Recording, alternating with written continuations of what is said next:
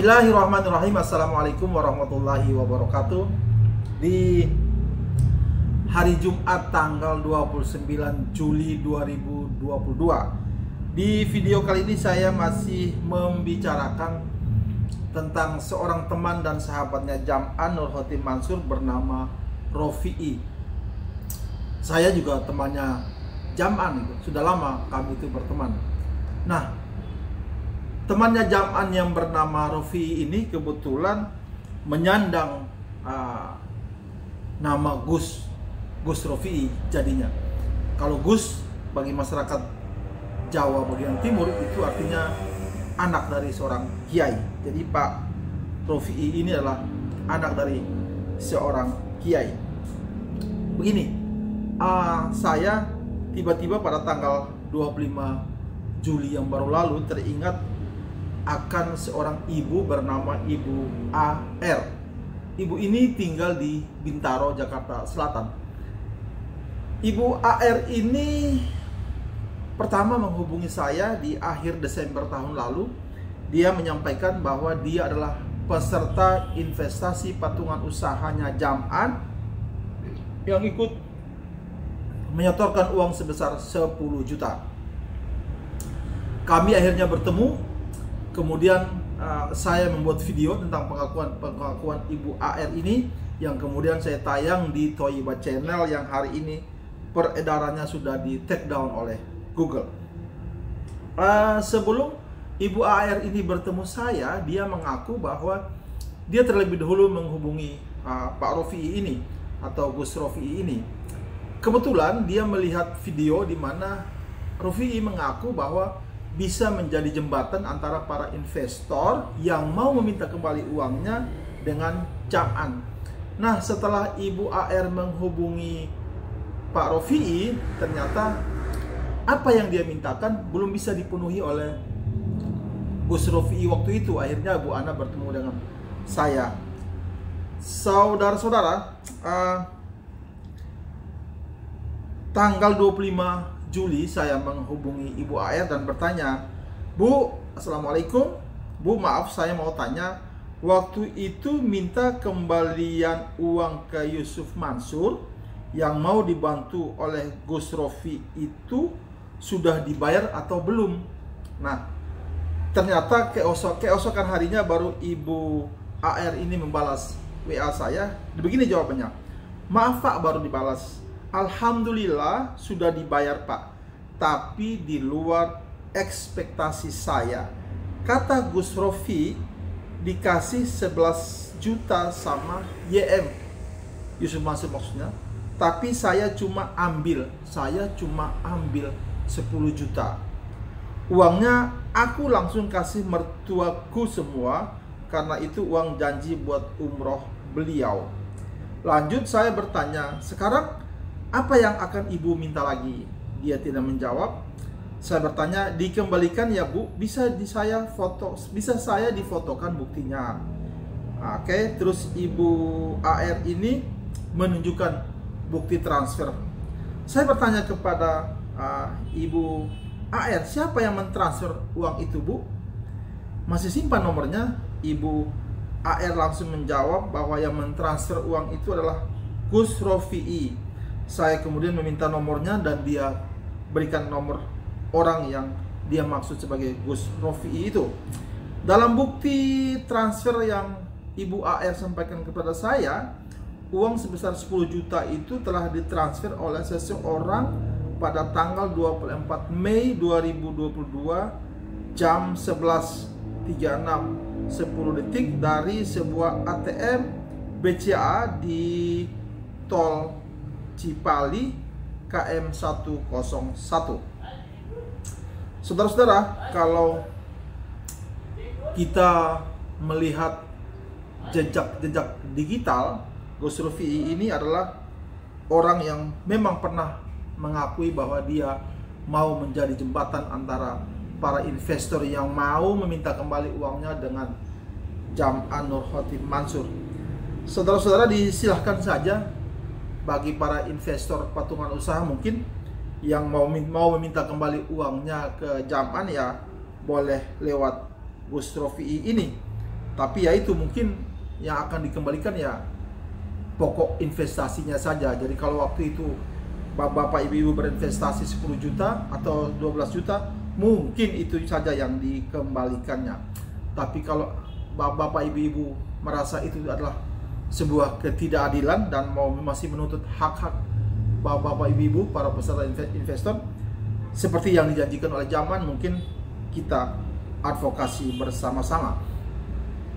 Nah, saudara-saudara, saya mau katakan di sini juga kepada Jam'an sendiri dan Rofi'i begini, wajar saja kalau Ibu AR dalam WA dia kepada saya bahwa permintaan dia yang sudah dibantu oleh Rofi'i ini di luar ekspektasi dia, di luar harapan dia. Ya benar saja, karena begini, para investor ini, Ibu AR, Ibu Saja yang tampil di 2 video sebelum ini, atau para investor lain yang saat ini sedang menggugat Jam'an di Pengadilan Negeri Tangerang, mereka itu bukan sedang meminjamkan uang kepada Jam'an untuk berbisnis.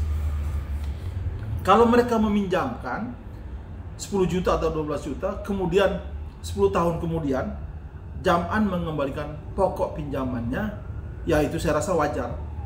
Walaupun nilai mata uang itu sendiri sudah merosot tajam. Tetapi Ibu AR, Ibu Saja, dan ribuan investor lainnya, mereka itu berinvestasi dengan Jam'an gitu. Jadi jangan pernah berpikir Jam'an maupun Rofi'i dengan mengembalikan pokok investasi terus urusan itu menjadi selesai. Saya rasa tidak. Anda Jam'an, karena itu sebuah investasi, maka harus disampaikan kepada para investor ini laporan keuangannya yang transparan, yang berkeadilan. Rugi atau beruntung di situ Anda harus sampaikan sehingga para investor ini bisa puas. Bukan uang pokok investasinya yang dikembalikan. Saya rasa itu di situ pokok permasalahannya, sehingga hari ini banyak orang menggugat Jam'an di Pengadilan Negeri Tangerang.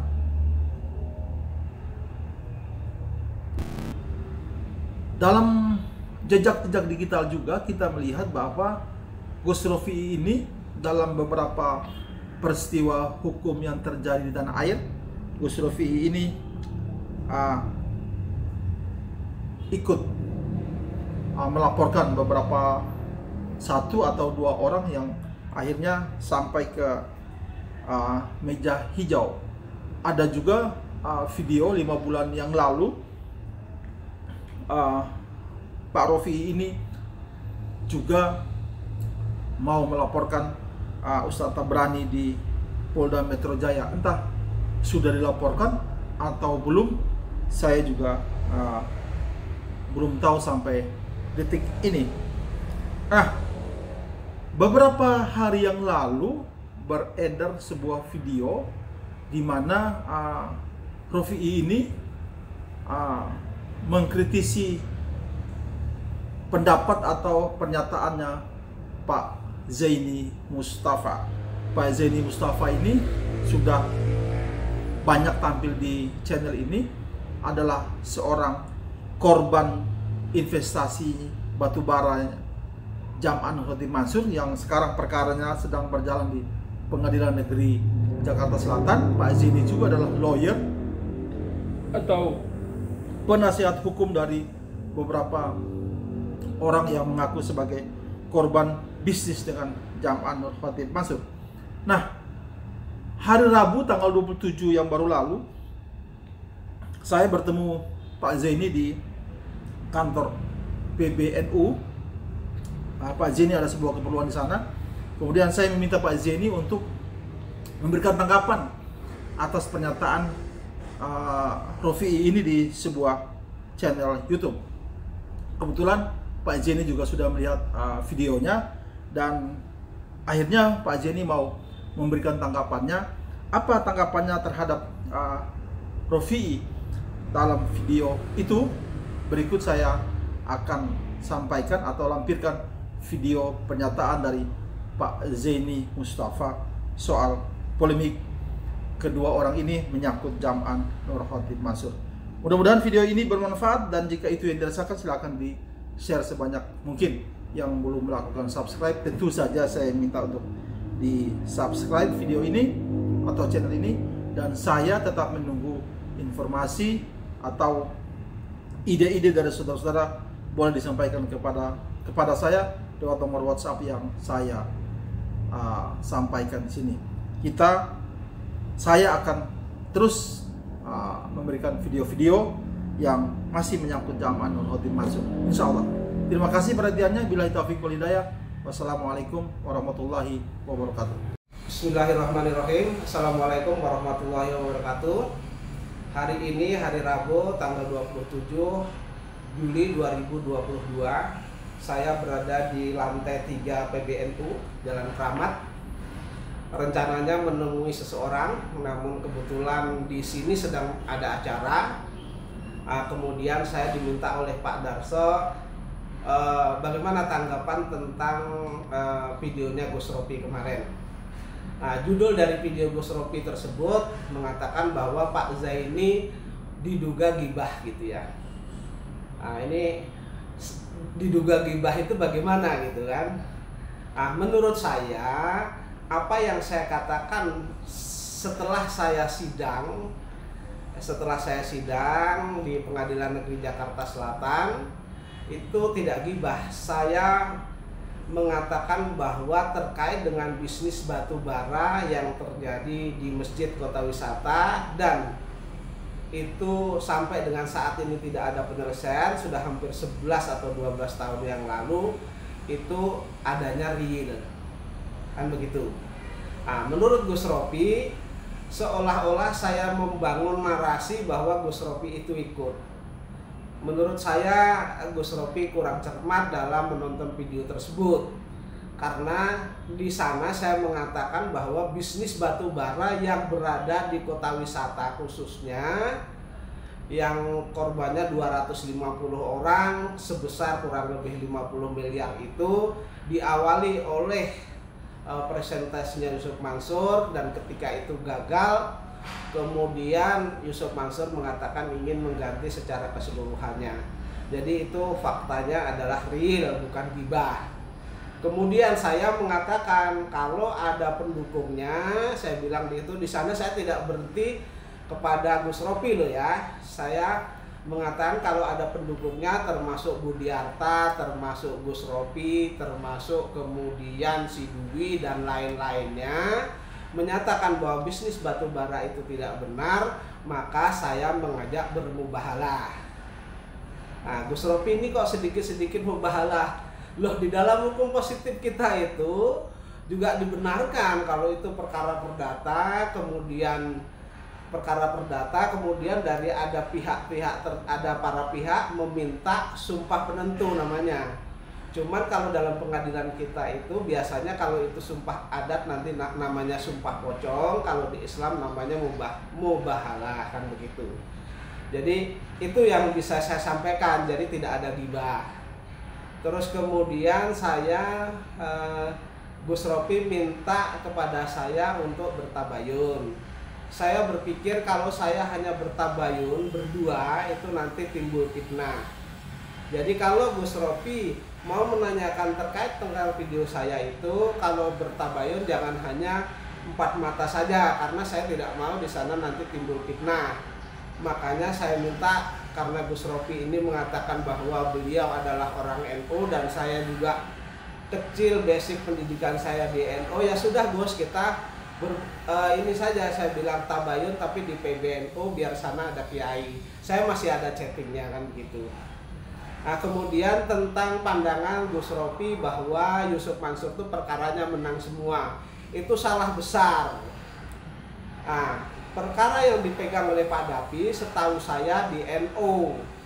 Di NU itu bukan berarti ditolak, belum masuk materi pokok perkara. Jadi perkara itu belum diperiksa pokok perkaranya, baru tata cara beracaranya. Kebetulan menurut pendapat hakim itu perkaranya kurang pihak sehingga tidak bisa diperiksa. Kalau diperiksa nanti ada hal-hal keterangan ataupun pengetahuan-pengetahuan yang tertinggalkan, sehingga harus diperiksa secara keseluruhan. Koperasi diminta untuk ditarik kan itu. Dimanapun saya bilang, dimanapun yang namanya NU itu tidak kalah. NU itu secara akademis. Kalau tidak percaya, saudara Gus Ropi, saudara tanya, Pak, putusan NU itu kalah atau gimana gitu. Secara akademis loh ya, secara akademis, bukan orang awam. Kita berbicara fakta, hukum, secara akademis, yang namanya NU itu tidak kalah. Karena NU itu kan hanya tidak diterima karena karena tidak memenuhi hukum acaranya, sehingga belum bisa diperiksa pokok perkaranya. Di dalam bahasa Belandanya itu disebut dengan NO, Niet Onverkulrah kalau nggak salah itu gitu. Jadi kalau ada yang mengatakan, ya Gus Ropi mengatakan, wah menang semua, nggak bisa membuktikan, salah, orang belum diperiksa pokok perkaranya. Bagaimana mau dibuktikan? Kalau tidak percaya bahwa NU itu belum masuk materi pokok perkara, silahkan saudara tanya ke Fakultas Hukum di universitas manapun. Dan itu saya ketika nanti diuji, oh NU itu menang atau kalah, saya siap kok, jadi ibaratnya mau jadi narasumbernya dan lain sebagainya. Tapi di universitas loh ya, saya bilang secara akademis bisa kita pertanggungjawabkan. Jangan menurut pendapatku, pendapat saya, atau pendapat saya tanpa ada landasan hukum, tanpa ada referensinya, itu jelas tidak benar gitu. Jadi yang namanya kita berbicara ilmuwan, kita berbicara tetapi punya landasan hukumnya. Dalam Islam kan juga begitu. Dalam Islam itu ketika kita berbicara agama, mana Al-Qur'annya, mana hadisnya, mana pendapatnya para ulama, kemudian bagaimana kita kaji, kiasnya bagaimana, kan begitu. Saya kira itu. Jadi sekali lagi bahwa NU, bahwa putusan tidak diterima atau Niet Onverkulrah atau NU itu adalah bukan suatu kekalahan, karena perlu digarisbawahi pokok perkaranya belum diperiksa. Saya kira cukup itu.